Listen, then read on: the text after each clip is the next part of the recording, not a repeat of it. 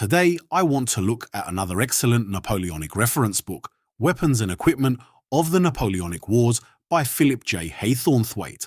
This is one of those books that really digs into the practical side of Napoleonic warfare. Instead of focusing mainly on famous battles and commanders, it looks at the equipment, weapons, uniforms, artillery, cavalry gear, engineering units, and the everyday realities of the soldiers who fought during the period. One of the book's greatest strengths is how much information it delivers while still being easy to read.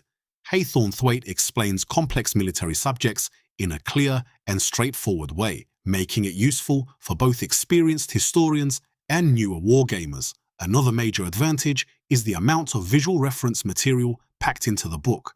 There are illustrations, diagrams, formation drawings, and historical artwork throughout, which makes it especially valuable for miniature painters, army builders, and anyone interested in creating historically accurate forces.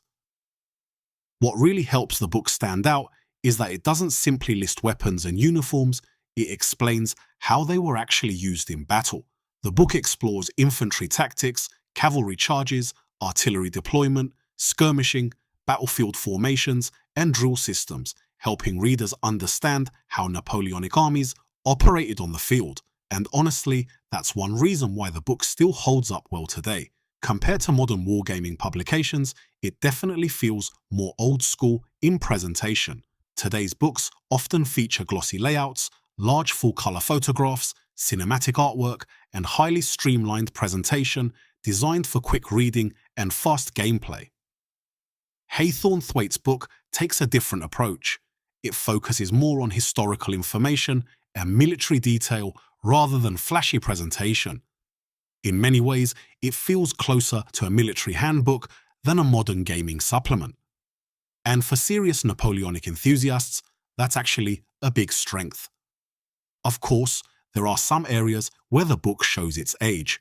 The design and layout are simpler than what modern readers are used to, and some sections are denser than today's more visual wargaming books. The coverage also leans more heavily towards certain armies, especially the British and French, while other nations receive less attention. But despite that, the core material remains highly valuable. For wargamers, this book is still excellent for understanding battlefield tactics, learning how units operated, building more realistic armies, improving historical scenarios, painting and equipping miniatures accurately. So how does it compare to modern wargaming books? Modern publications are often easier to read quickly and better designed for fast tabletop play, but many of them simplify historical detail in order to keep the rules moving smoothly. Haythornthwaite's book goes in the opposite direction. It focuses on depth, realism, and understanding the realities of Napoleonic warfare. So, while modern books may look more impressive on the shelf, Weapons and Equipment of the Napoleonic Wars still remains one of the most useful practical references for Napoleonic wargamers today.